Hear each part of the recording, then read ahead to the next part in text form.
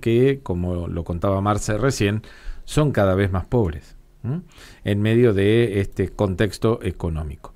Vamos a saludar al doctor Francisco Rodríguez, que es abogado del programa de Derechos Sociales de la Niñez, que tiene justamente la Asociación para la Igualdad y la Justicia en Argentina. Doctor, somos Silvia, Marcelo y Laureano. ¿Cómo le va? Buenas tardes. ¿Qué tal, Silvia y Laureano? ¿Cómo están? Buenas tardes. Gracias por el contacto. No, por favor.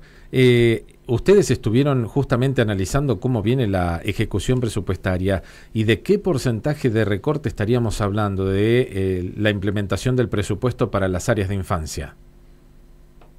Bueno, lo que nosotros vemos es que es casi un 20%, un 18% menor a lo que el Estado ejecutó el año pasado. Eh, Cuando hablamos de solamente como una introducción, cuando hablamos de las partidas de niñez, la Oficina Nacional de Presupuesto, estos todos datos oficiales, Ujú.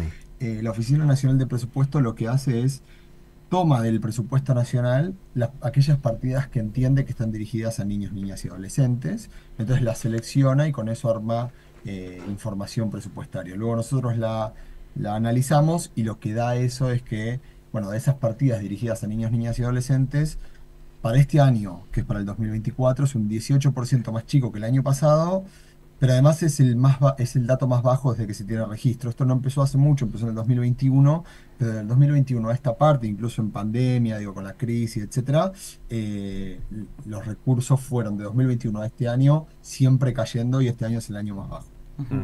Sin duda, el video de UNICEF que muestra que 1 millón de niños, 1,1 millón de niños, tienen que saltarse la comida, una comida, ¿no? Creo que es uno de los reflejos más claros de lo terrible que es la situación. Sí, la situación es gravísima. Ahí en el reporte que ustedes muy bien mencionan de UNICEF es más de 1 millón de niñas y niños que se saltean comida de forma diaria, que sus familias, digamos, tienen muchísimos problemas para acceder a los alimentos para estas niñas y estos niños, ¿no? Por ejemplo, otro de los datos que dan en esos informes es que en hogares donde viven más de 7 millones de niñas y niños se dejó de comprar leche, carne, 6 de cada 10 hogares donde viven niñas y niños. eh, las familias piden dinero prestado a familiares, dejan de comprar medicamentos, dejan de ir al médico a esas niñas y esos niños, solamente para poder destinarlo a eso, a su alimentación, ¿no? Entonces, ahí lo que vemos es cómo digamos, la situación económica actual genera esta crisis, ¿no? En las infancias que están, según la información pública, digamos, en su momento, en su peor momento desde que se mide la pobreza infantil de 0 a 17, que esto empezó, es una metodología nueva que empezó en el 2018, pero el punto es, hoy por hoy, los niveles de pobreza y de indigencia infantil están en sus niveles más altos, ¿no? Sí, ¿qué pasa con las diferentes provincias? Acá estamos hablando de un presupuesto que es menor que destinado desde Nación. Las provincias, ¿todas llegan a hacerse cargo de cubrir parte o hay algunas que no pueden cubrir esta parte que no ingresa desde Nación? Bueno, ahí quizás vale diferenciar algunos programas, ¿no? Por ejemplo, la asignación universal por hijo, que es una transferencia que todas las familias reciben, o la prestación alimentaria, que la reciben quienes tienen hijos o hijas de hasta 14 años y también reciben la OH, es una transferencia que el Estado Nacional siempre se hizo cargo. Las provincias tienen algunas políticas similares, pero generalmente para lo que son sus administraciones, ¿no? Digamos, las personas que trabajan en lo que es el poder ejecutivo de cada una de las provincias pueden tener alguna, pero en general la asignación universal por hijo es la central y nosotros lo que vemos es que hay una recuperación de la asignación universal por hijo, pero que junto con la prestación alimentaria garantizan un 77% de lo que necesita un niño para alimentarse, pero es mucho menor que en 2021 que garantizaba casi un 100%, un 98%. Luego hay otro tipo de políticas, quiero decir, educativas, de salud y demás, que eso sí ya son más funciones de las provincias. El punto ahí es que los aportes que suele hacer el Estado Nacional tienen que ver con funciones que complementan a las provincias, ¿no? Por ejemplo, la Ley de Financiamiento Educativo Nacional habla de 6% del Producto Interno Bruto que se debe destinar a educación. Eso solo ocurrió en el año 2015 y lo que tiende a hacer la nación es garantizar fondos, por ejemplo, para comedores escolares, fondos para la adecuación de las aulas, fondos para ampliación, para construcción de jardines infantiles, fondos para vacunas, fondos para, eh, puede ser salud y nutrición infantil, adolescente.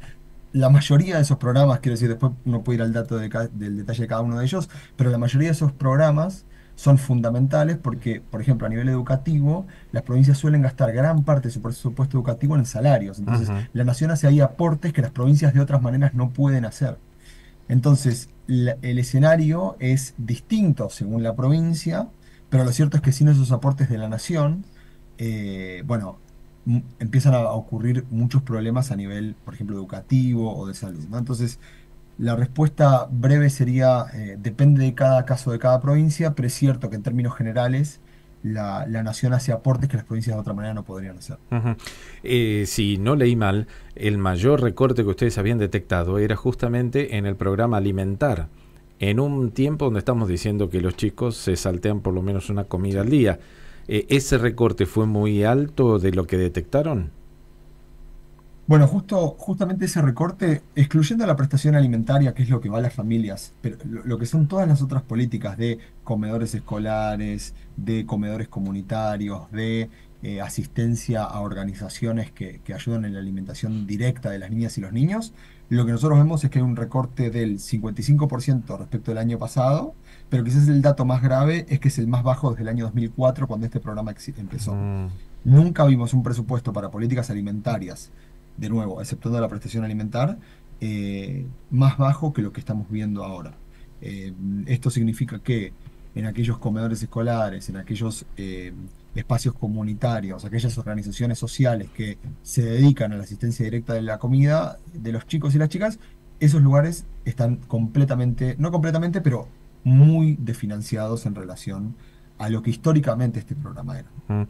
Doctor, ¿cree que es por una cuestión de ideología? Porque en la campaña se escuchó hoy mucho el tema de eliminar los planeros, antiplaneros y demás, ¿o tiene que ver con la motosierra para llegar al superávit fiscal y agarró lo que encontró en el camino este recorte?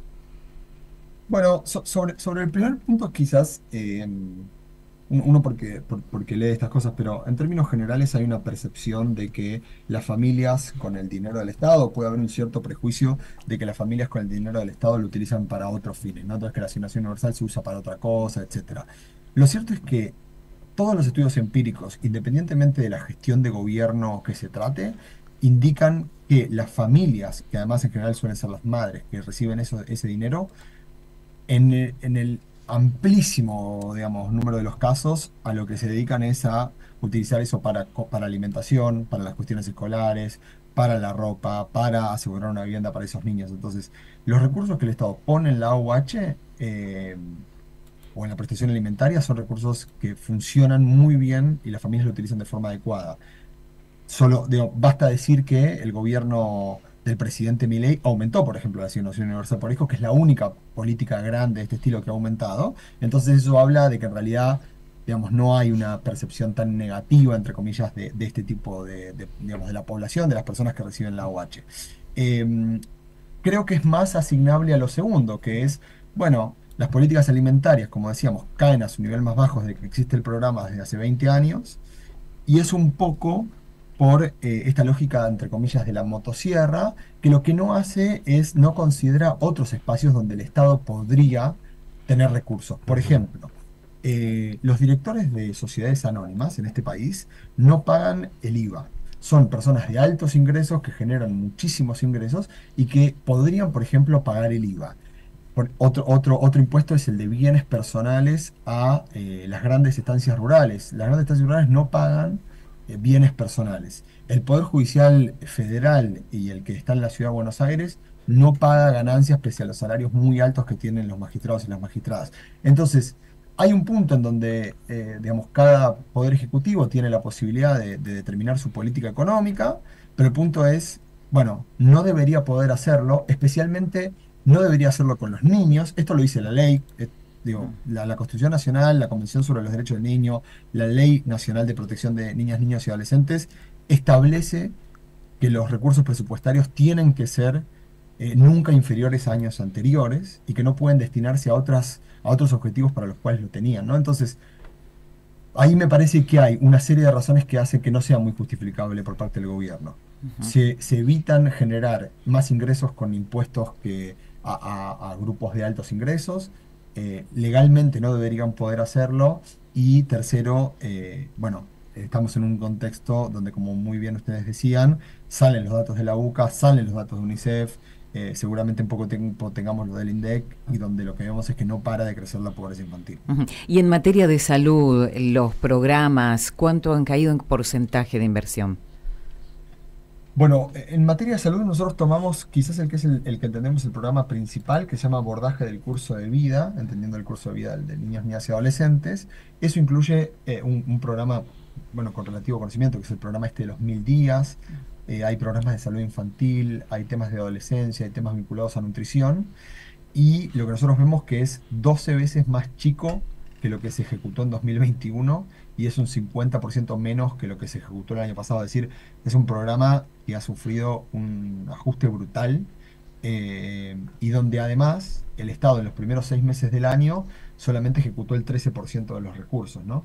Ejecutaron 810 millones de pesos de los 6.200 que tiene el Estado, esto de enero a junio. Entonces es muy preocupante que bueno, otras políticas como salud, o incluso lo mismo puede ocurrir en educación. En educación vemos que programas como la educación sexual integral, la reinserción escolar, el nivel inicial, que son los jardines infantiles, el Estado no ha ejecutado nada, es decir, 0 pesos tienen esos programas de ejecución, y lo ha destinado a vouchers escolares u otro tipo de políticas educativas, ¿no? Entonces, lo que nosotros vemos es un escenario muy preocupante en lo alimentario, en la materia de salud, en la educación, en términos generales para niños, niñas y adolescentes. Con los recortes que se dan, cada vez menos ingresos, cada vez más pobres, pero puede dispararse más aún y ser más llamativo el índice de indigencia.